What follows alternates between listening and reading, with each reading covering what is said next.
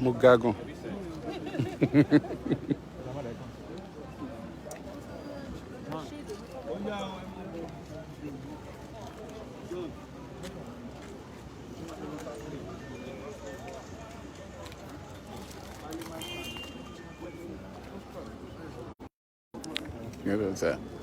Yes. Yes, what's away? That's away.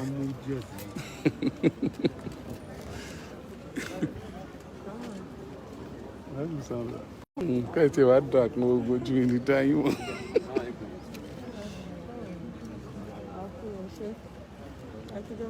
Ìjọ kan pẹ̀lú. Bẹ̀rẹ̀ ni ó dá ẹ máa bẹ̀rẹ̀ ni.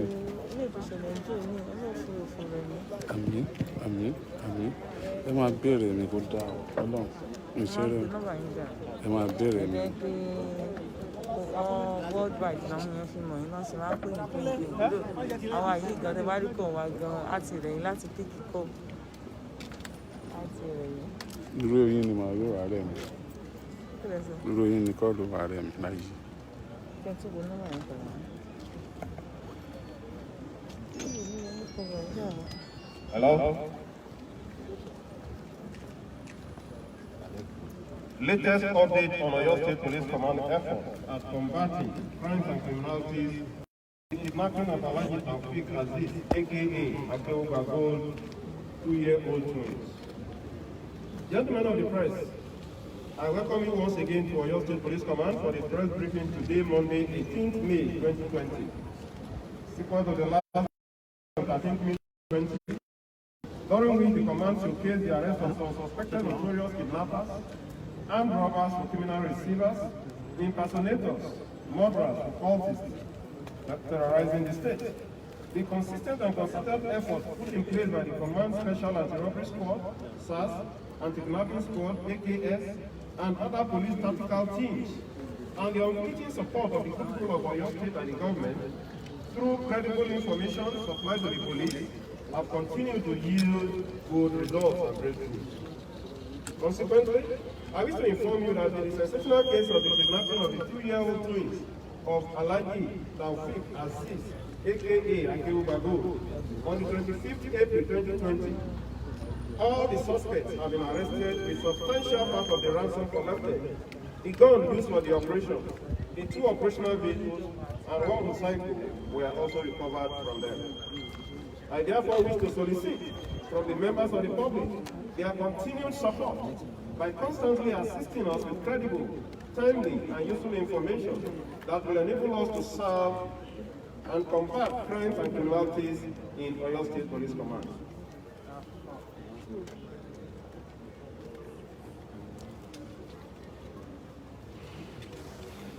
The Oyo State Police Command can always be reached through these emergency control room numbers.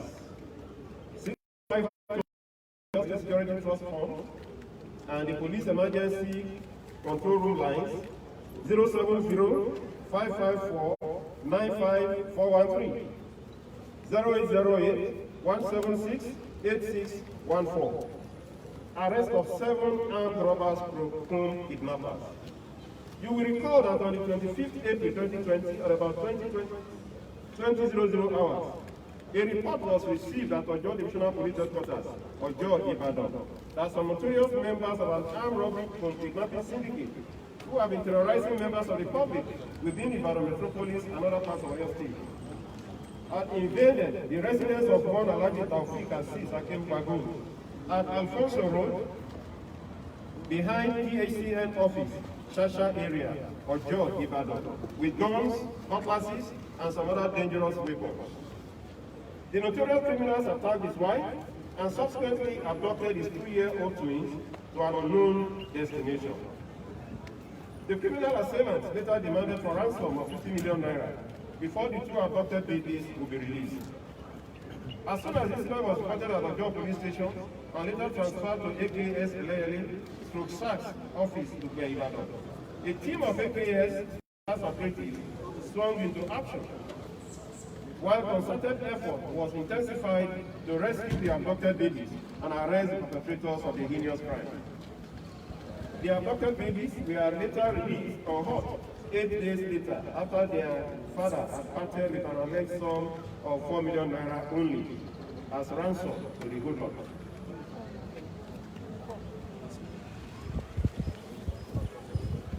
Consequently, the investigating team embarked on a painstaking detailed discrete investigation that traversed several states, including Adamawa and Sokoto.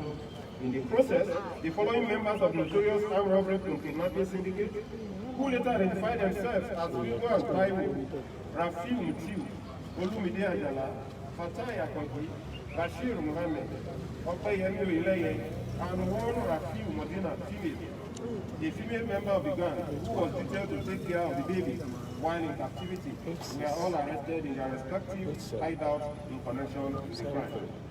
The following exhibits: one locally made cut-to-size single barrel gun, 8 live cartridges, one Nissan Micra car with registration number J703EJ, which was used for the criminal activity, and another Micra car with registration number NRK 864YR, partly paid for from part of the ransom. The sum of 2,863,000 naira being part of the ransom, and an unregistered TVS motorcycle, which was equally used to monitor, execute the operation, and buy food for the abducted babies, were all recovered from the hoodlum. Upon interrogation, the suspect confessed to the crime and explained in detail their individual roles in the criminal activities. Investigation is now in progress. Well, let me seize the opportunity to appeal to members of the public that mainly when we have our subordinates and we try to do one or two things for ourselves, we must also remember the subordinates. Without justifying their aim for the crime that has been committed, the allegations were that they claimed they were not being properly taken care of. Therefore, the two of them who were to Akewugbagold were the masterminder, the people who executed and carried out the operation. They knew very well his movement, they knew where he would be, the children knew their faces, so there was no noise. It was a very smooth operation. But as God will have it, one of them on information and with technical support, we were able to get across to him, and in the process, he fled from Ibadan in Oyo State and ran all the way to Sokoto.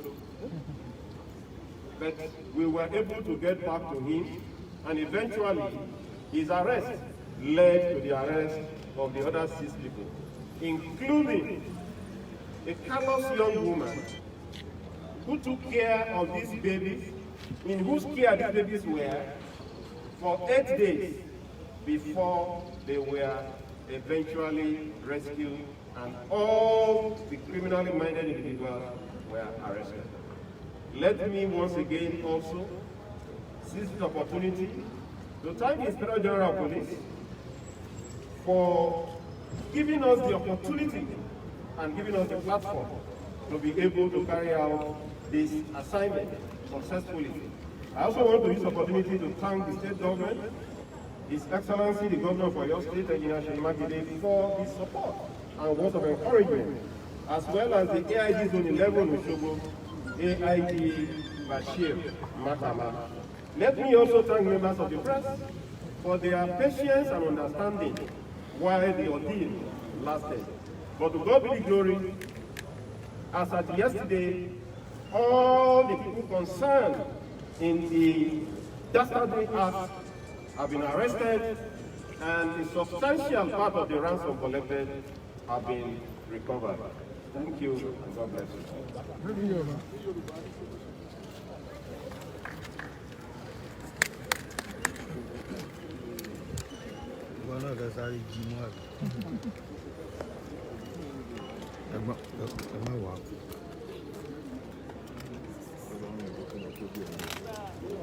Gẹ́gẹ́ bí a ṣe máa ń ṣe nígbàkúùgbà àti lóòrèkóòrè, mo fẹ́ fi eléyìí dá àwọn ènìyàn wa lójú wípé àwọn ọlọ́pàá ní ìpínlẹ̀ Ọ̀yọ́ tí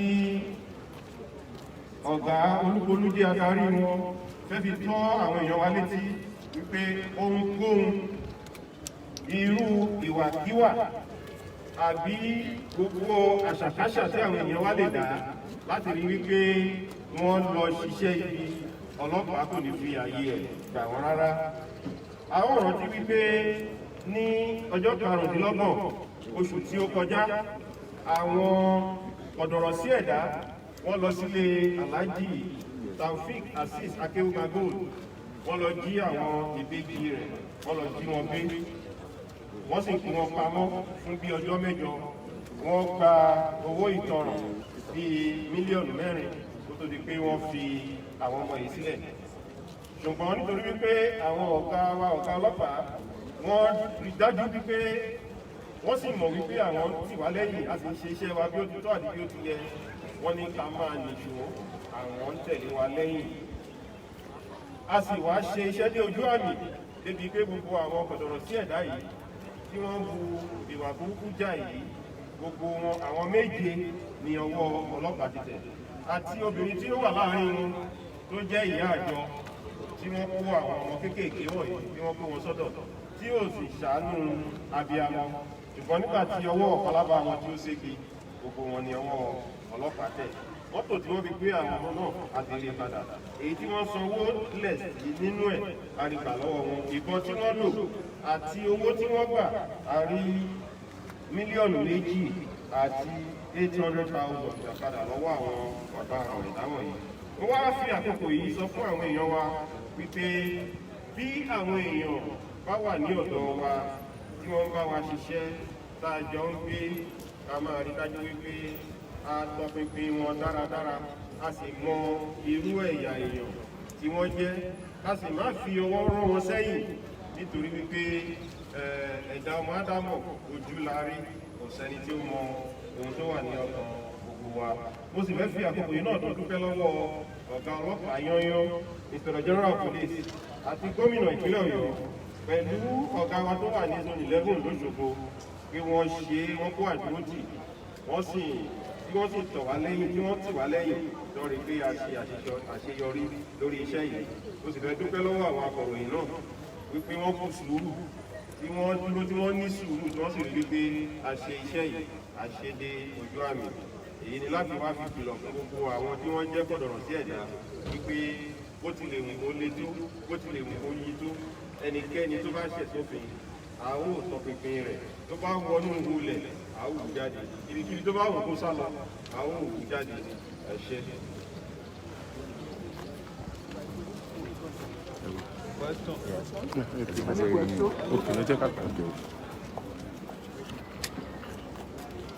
I think, well,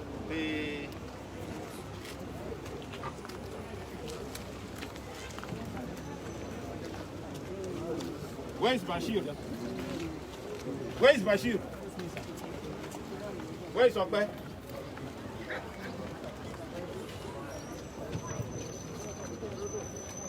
Bashir and Okpe are staff of the Akewugbagold, who is the father of the victim. And both of them work with the man. So they knew everything about him, inside out. Even when the incident happened, and the police commenced investigation, without knowing that both of them were part and parcel, a masterminder and a smooth operator, they used to follow the man. So all the strategies that were being put in place were being thwarted and communicated to their other colleagues. At the point, we nearly had misunderstanding with the complainant, because he was feeling that what he was telling us, the police were telling the other side, and we were feeling that he was telling the other side, not knowing that it was his own people working with him, not his people, they were his workers, that were giving out the information to the other side. Eventually, we had to professionally re-strategize and limited the kind of information that is being exchanged in the presence of any other person. And lo and behold, we began to have a breakthrough. And at the end of the day, these two were discovered to be the masterminders. And they have confessed to the crime. They didn't deny it. In fact, the substantial part of the money recovered was recovered from Okwe in connivance with Bashir. And this young man, what's your name? Mutiu, went and borrowed the weapon, according to him, from this, what's your name? Fatai, who claimed to be a guy somewhere. And why in the name of God do you have to give this kind of a thing to anybody for use, for whatever? He claimed they were friends and he was willing to give the man the gun. And who is the owner of the vehicle that was taken to the house? Who is the owner of the vehicle that was taken to the house? Talo ni mọ́tò tó ń gbé lọ sílé Alhaji Akewugbagold.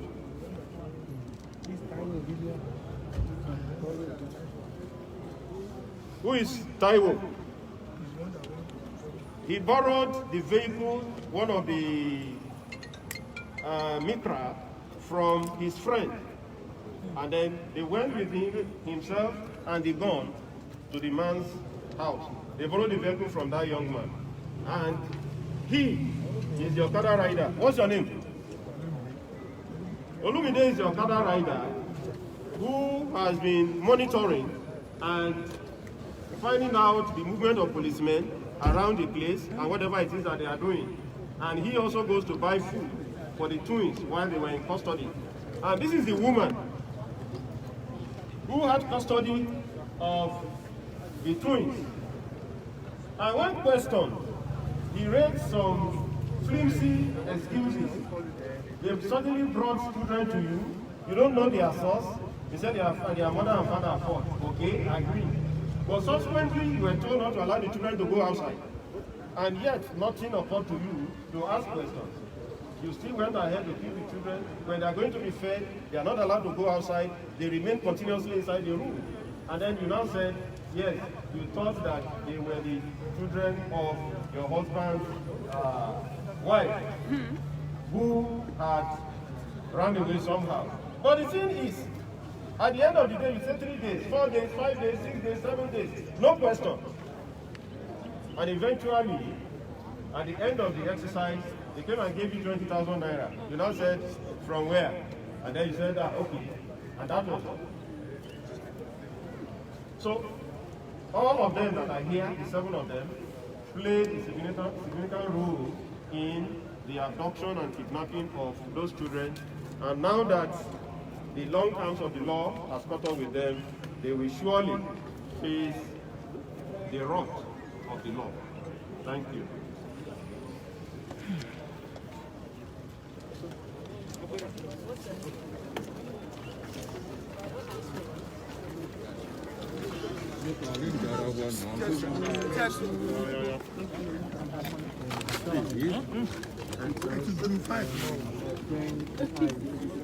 Social distancing.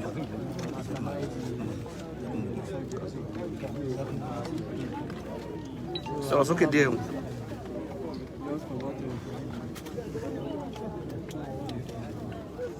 But we learned that you were one of the staff of Akewugbagold. What can you say about this? I think just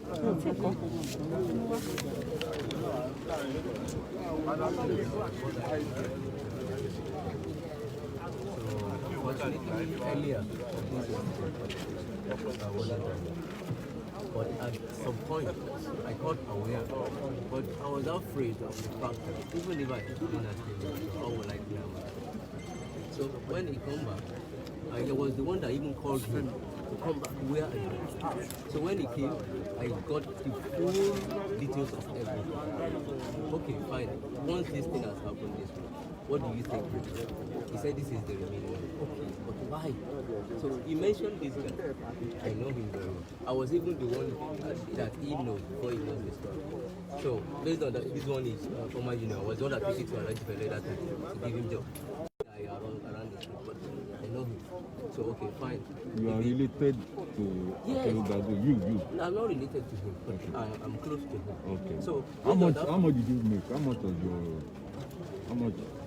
did you get from this group? I wasn't getting anything. I did not take the couple.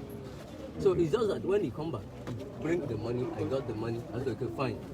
My advice then, he brought the money and you were explained aware everything. that the money was for the kidnappers. When he came back, you were aware I was aware. that He the explained money everything to me. And our advice, I was the one that took him to Alhaji. That with this money, let's go to Alhaji. So when we get to Alhaji, then we explain everything. He now begged him. Probably there is a way out. So okay, he said, no, we shouldn't do it that way. I should get to Alhaji. I take him to Alhaji. When I take him to Alhaji, I explain that this is my shoe that we have been looking for. So whatever the question they want to ask him, ask him. I now told Alhaji that and I have a substantial information about this.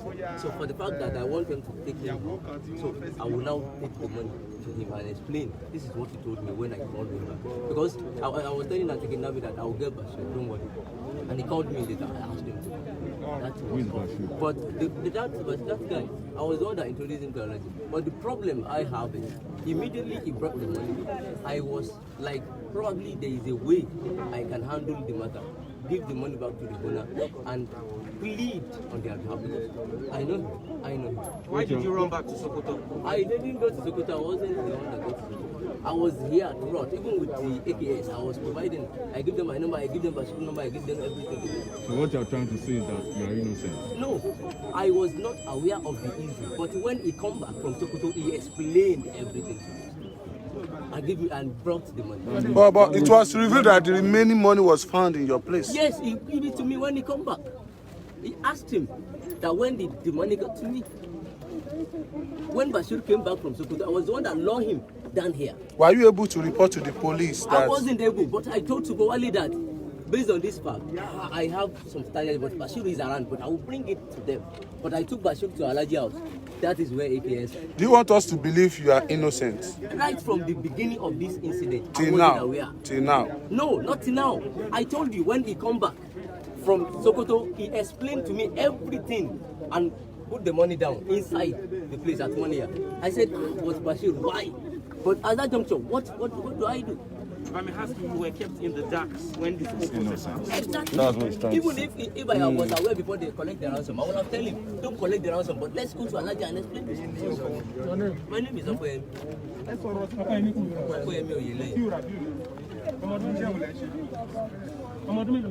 I'm 25 years old.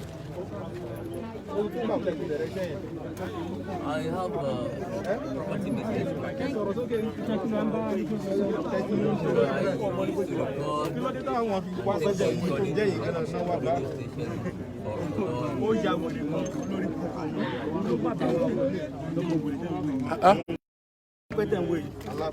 record Olóma Bàwá.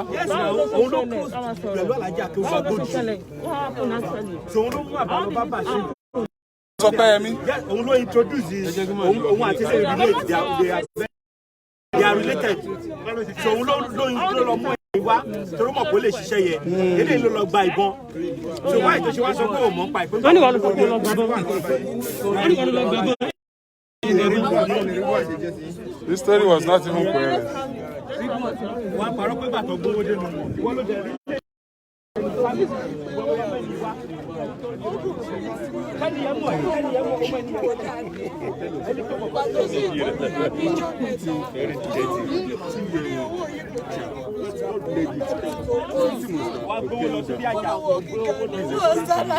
the game is over.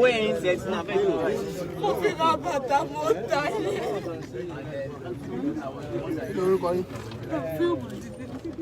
Ẹ tó bí ọmọ ọdún mélòó?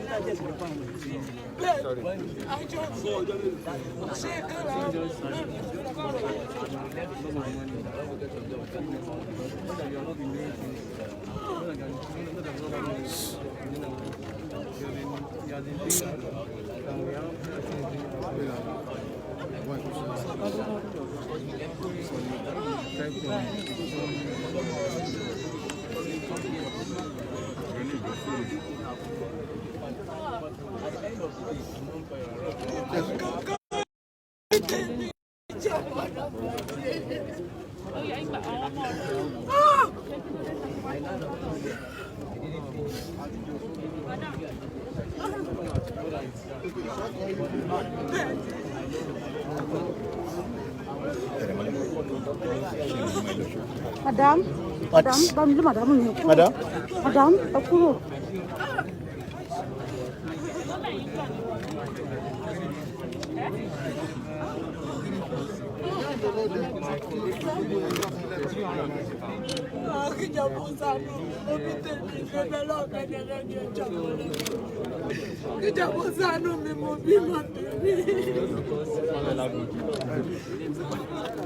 Sorry.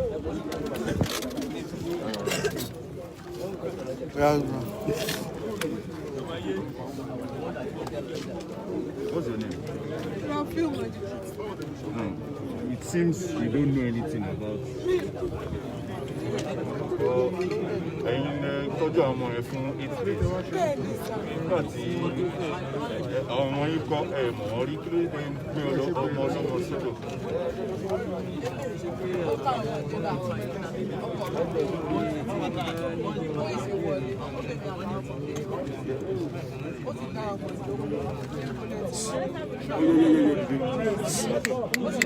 Baba Fatai, ya. Ya bá rọ, wọ́n dé síbí báyìí. Ẹjọ́ bá rọ, wọ́n fẹ́ dé síbí. Bàbá ìyàwó kí ló kọ̀ mọ́?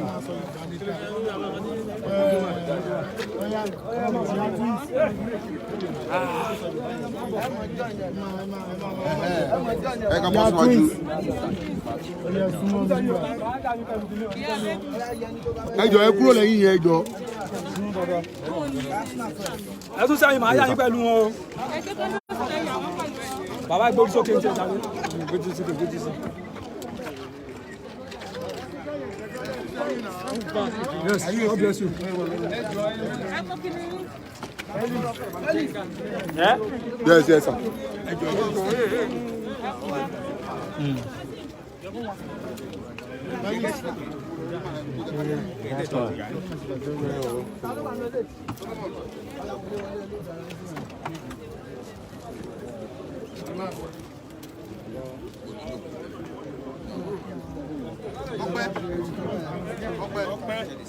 No problem. I buy the call.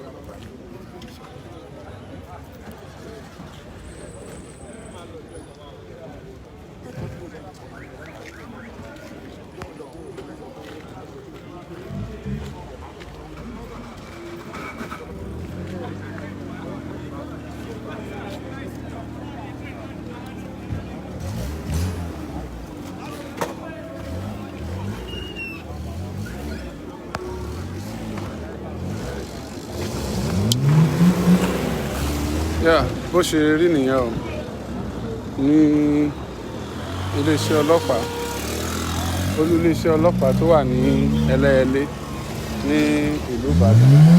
Ibẹ̀ ni a ti rí iṣẹ́ takuntakun tí àwọn ọlọ́pàá ṣe lórí ọ̀rọ̀ àwọn ìbejì Alhaji Taofeek Akewugbagold tí àwọn ajínigbé tí wọ́n jí gbé.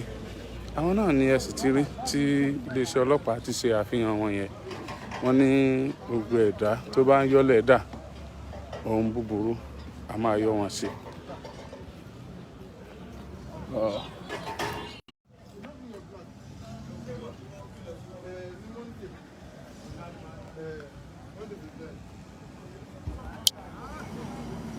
Sáàmù lọ́wọ́ báyìí kò fèsì báyìí sáàmù lọ́wọ́ báyìí.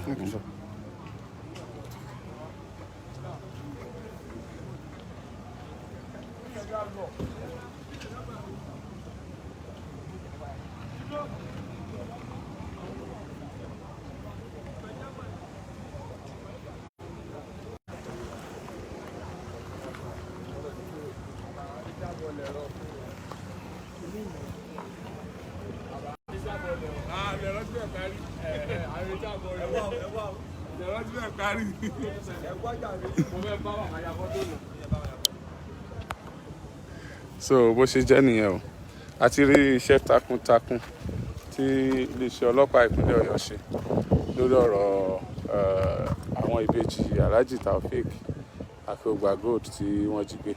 Gẹ́gẹ́ bí tí mò ń sọ lọ, tẹ́ bá gbọ́ nínú ọ̀rọ̀ tí ọ̀gá ọlọ́pàá sọ, wọ́n ní àwọn méjì kan ń bẹ tí wọ́n súnmọ́ Alhaji Taofeek Akewugbagold gẹ́gẹ́ bí iṣan ọrùn, pé àwọn ni wọ́n bẹ̀rẹ̀ ọ̀rọ̀ yìí, àwọn ni wọ́n hun kó tó di pé iṣẹ́ náà bẹ̀rẹ̀ kí wọ́n tó ṣe. Wọ́n ní ẹ̀bi tí ó pé ra ara lé ẹni òní ṣe ni. Tí wọ́n bá ní kòkòrò tó ń jẹ̀fọ́ ń bẹ nídìí ẹ̀fọ́, ṣùgbọ́n kinní kan ló tiẹ̀ wá yà mí lẹ́nu. Àwọn méjèèjì tí wọ́n sọ yìí tí wọ́n súnmọ́ Alhaji Akewugbagold tímọ́tímọ́ yìí, ṣé ni wọ́n jọ ń lọ tí wọ́n jọ ń bọ̀ ní gbogbo ìgbà tán wá àwọn ọmọ náà. Mo wá wò ó wípé nígbà tí ìyá ìbejì ń sun ẹkún bíi tó ń sun ẹkún tó yẹ pé àwa tí à ń wò ó nílé gan tá a lọ kí a fẹ́ lè má lè mú mọ́ra tí gbogbo wa náà fẹ́ lè máa bá a sun ẹkún. Wọ́n wò pé báwo ni àwọn tí wọ́n jí ọmọ yìí gbé tí wọ́n sì wà pẹ̀lú Alhaji Akewugbagold ńgbà náà, báwo ni wọ́n ṣe ń fìlì gan-an, báwo náà ṣe ń fìlì. Ṣáwọn èèyàn ò lẹ́rìí ọkàn mọ́ ni. Ó mà ṣe o, ó mà ṣe o. Ṣùgbọ́n èmi máa kíní kan dájú pé nítorí já máa kígbe àwọn ọlọ́pàá nìyẹn o. Òṣìṣẹ́ tí ọlọ́pàá bá fẹ́ ṣe tó ní excuse fún ọlọ́pàá Nàìjíríà, they are well trained and they know what to do at the right time. Òṣìṣẹ́ tí ọlọ́pàá bá fẹ́ ṣe tí ọlọ́pàá ní excuse fún torí pé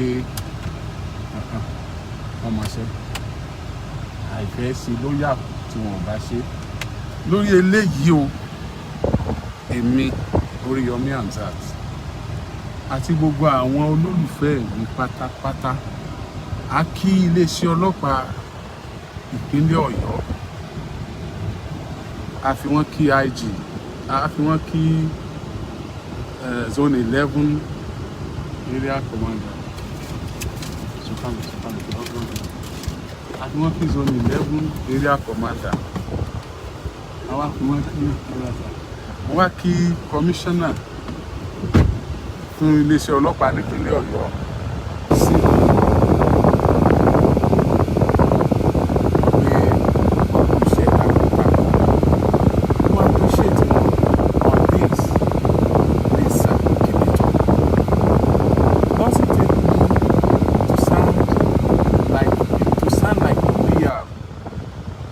job of this nature is being carried out in this manner. I really appreciate this. Ó dùn wọ́n ní gan o, ó dúpẹ́ lọ́wọ́ yín gan ni ẹ ṣiṣẹ́ takuntakun. Iṣẹ́ yín ò dẹ̀ ní tìṣẹ́, iṣẹ́ yẹn ò ní kọjú ìjà sí yín. Tọ́ ẹ̀yin ọmọ Nàìjíríà nílẹ̀ yìí àti lókè òkun, gbogbo bí tẹ́ ti gbọ́ nípa ọ̀rọ̀ Alhaji Taofeek Akewugbagold tí wọ́n jí ìbejì wọn gbé, àwọn tó jí gbé, àwọn náà lẹ ti rí yẹn o, àwọn náà ni wọ́n ti mú yẹn o. Ìgbẹ́jọ́ máa tẹ̀síwájú, tí bá ṣe ń lọ á jẹ́ kẹ́ ẹ máa gbọ́. Ṣùgbọ́n sẹ́yìn pé coronavirus wà ń ta báyìí, wọn àti ilé ẹjọ́ ò tí ì jókòó.